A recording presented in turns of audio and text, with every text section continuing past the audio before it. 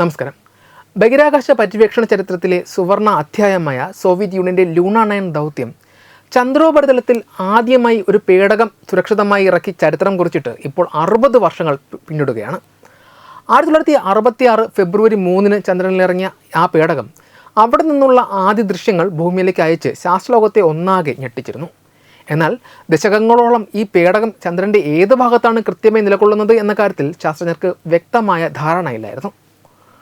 Tracking സംവിധാനങ്ങളിലെ കൃത്യതയില്ലായ്മയും ചന്ദ്രൻ്റെ വിശാലമായ ഭൂപടത്തിൽ ചെറിയൊരു യന്ത്രഭാഗം കണ്ടെത്താനുള്ള പ്രായോഗികമായ ബുദ്ധിമുട്ടുമായിരുന്നു ഇതിൻ്റെ പ്രധാന തടസ്സം.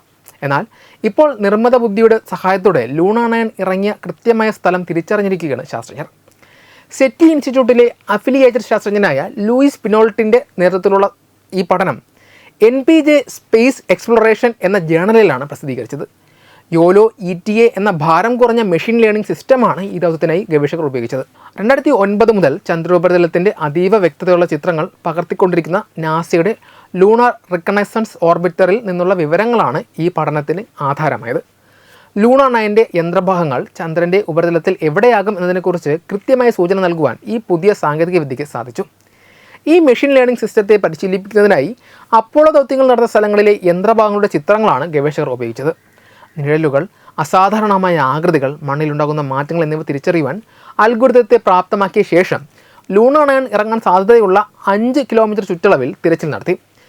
വിവിധ പ്രകാശ സാഹചര്യങ്ങളിലെടുത്ത ചിത്രങ്ങളിലും ഒരേ സ്ഥലത്ത് തന്നെ യന്ത്രഭാഗങ്ങളുടെ കൂട്ടം കണ്ടെത്തുവാൻ നിർമ്മിത ബുദ്ധിക്ക് സാധിച്ചു. ഈ കണ്ടെത്തലുകളെ 1966 ലൂണ 9 നേരിട്ട് പകർത്തിയ പരോമിക് ചിത്രങ്ങളുമായി ഒത്തുനോക്കിയപ്പോൾ ഭൂപ്രകൃതിയും ചക്രവാളവും സമാനമാണെന്ന് ശാസ്ത്രജ്ഞർ സ്ഥിരീകരിച്ചു.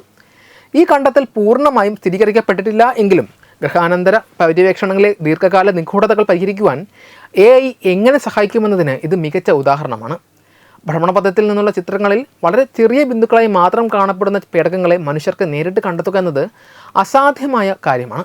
ലൂണ 9 കണ്ടെത്തുക എന്നതിലുപരി ഭാവിയിലെ ബഹിരാകാശ ദൗത്യങ്ങളിൽ പേടകങ്ങൾക്ക് തനിയെ ഭൂപ്രകൃതി വിശകലനം ചെയ്യുവാനും യന്ത്രഭാഗങ്ങൾ കണ്ടെത്തുവാനും ഇത്തരം ലഘുവായ AI സംവിധാനങ്ങൾ കരുത്തു പകരുമെന്ന് ശാസ്ത്രജ്ഞർ കരുതുന്നു. ചന്ദ്രനിലേക്കുള്ള മനുഷ്യൻ്റെ മടങ്ങിപ്പോക്ക് സജീവമാകുന്ന ഈ കാലഘട്ടത്തിൽ ആദ്യകാല ദൗത്യങ്ങളുടെ ചരിത്രം സംരക്ഷിക്കുന്നതിൽ ഈ പുതിയ വിദ്യ വലിയ പങ്ക് വഹിക്കും. വെബ് ഡെസ്ക് തത്വമൈ TV.